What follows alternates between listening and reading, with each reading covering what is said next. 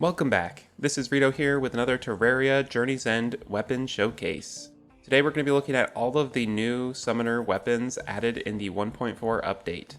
There are 6 in total, and they are the Finch Staff, the Vampire Frog Staff, the Blade Staff, the Sanguine Staff, the Desert Tiger Staff, and the Terraprisma. In this video, I'm going to be showing how to obtain each of these summons and then showing them in action. The first staff that I want to show is the Finch Staff. It has a base damage of 7, and with all the stuff I've got equipped, it does 15 summon damage, and it's got average knockback, uses 10 mana, and summons a baby finch to fight for you. So I've got this rolled to Ruthless as well for damage, and let's go ahead and summon these little birds.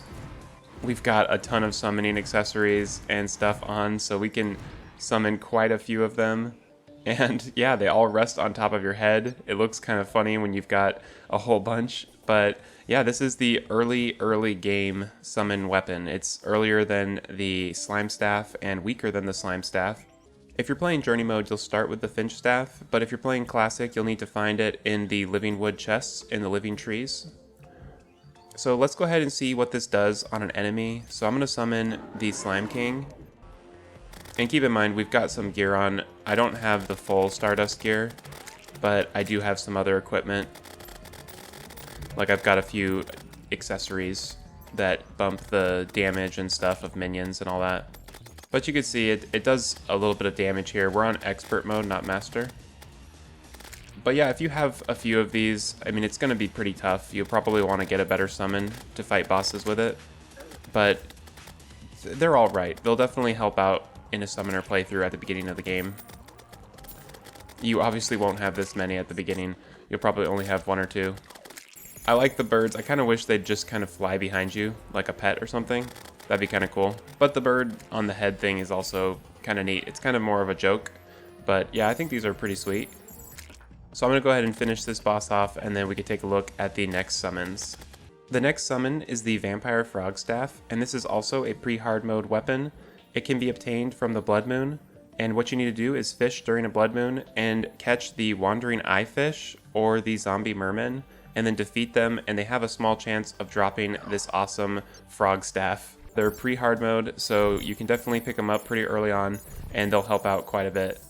So let's take a look at these stats. The base damage is 11, but with all the gear I have, it's showing the damage is 25. It uses 10 mana, it's got strong knockback, and it summons a vampire frog to fight for you. And let's go ahead and summon a whole bunch of these and just see what an army of vampire frogs looks like.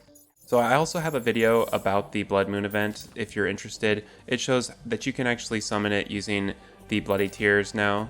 And also you just need to basically fish, and eventually you'll pull up those monsters and you can defeat them and get your vampire frogs. So let's try these out against the King Slime. So they seem to be doing a little bit better than our Finch. But we do have a whole army of them right now. The frog attacks do pierce, which means they can also have the potential to interfere with other damage that we're trying to inflict on the enemy. So keep that in mind when you're using these if you're doing like a multi-class or something. Overall, I really like the new vampire frogs. I think they look pretty awesome, and it's fun that you can get them in pre-hard mode. We needed a few more pre-hard mode summons for sure. The next new summon in Terraria 1.4 is called the Blade Staff, and this is a weapon that can be obtained at the start of hard mode from Enchanted Swords. The Enchanted Swords are the enemies that spawn in the Underground Hollowed, so keep a lookout for those for sure because they drop a pretty sweet summon. It's showing 13 summon damage. The base summon damage is 6, so this is a pretty low damage, but the rate of attack is very high.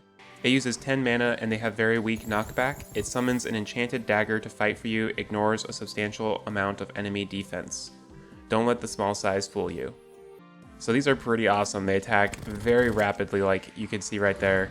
Because this has a low base attack, if you can add a tag damage from using a whip on an enemy, that will greatly increase the overall damage output. And then if you use something like the Sharktooth Necklace, that will also really help because it will increase the armor penetration. So let's go ahead and summon a King Slime and see how well it does against it. Oh my gosh, this is doing some pretty good damage here. And you can see it's doing like 600, 900. If we whip, it'll bump it up to like 2,000. That was pretty impressive. So yeah, that's making quick work of our little test dummy, the King Slime. This is a pretty darn impressive summon that can be used on quite a few of the bosses during hard mode. So definitely keep this one in mind when you're farming up things at the beginning of hard mode, because you won't be disappointed.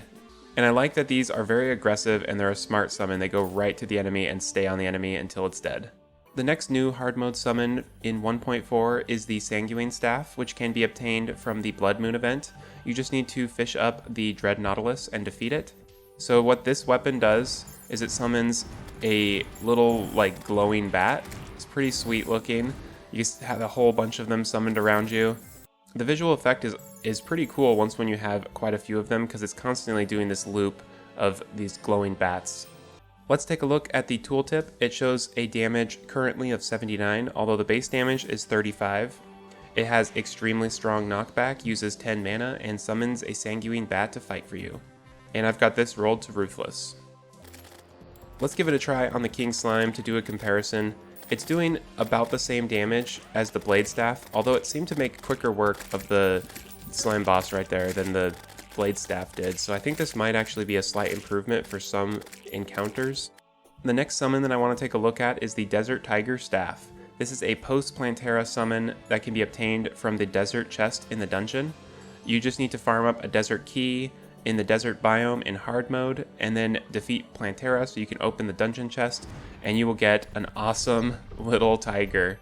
So the tiger has different forms. Right now you can see it's a little baby tiger, and let's go ahead and make it grow. You just keep summoning it, and now it's like an adolescent tiger.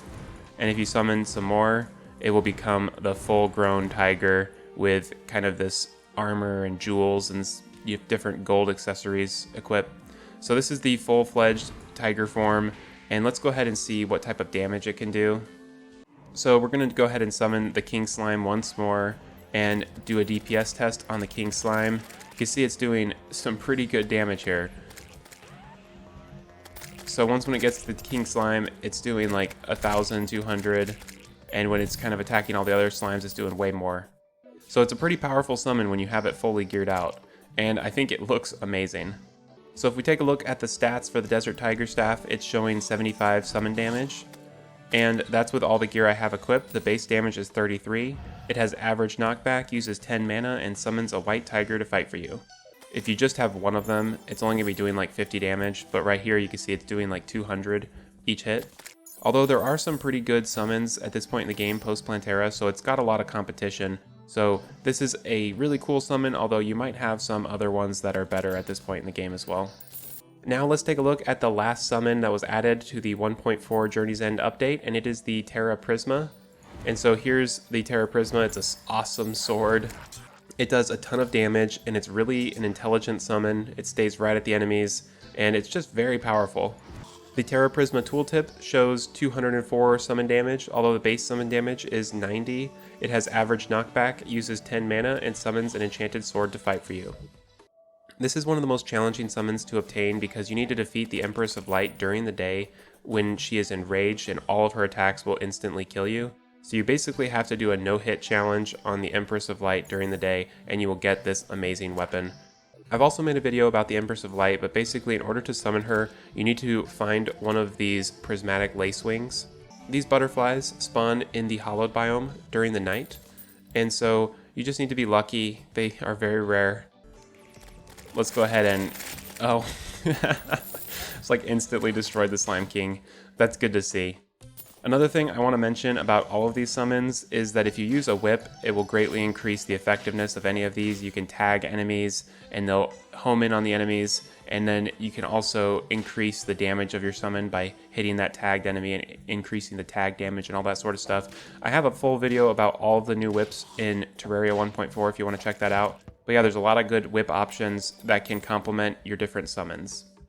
That concludes our showcase of all the new summons in Terraria 1.4 Journey's End. There are so many cool summon options now, so be sure to check it out. It really makes playing a summoner a lot more interesting and fun, especially with the new addition of the whip as well.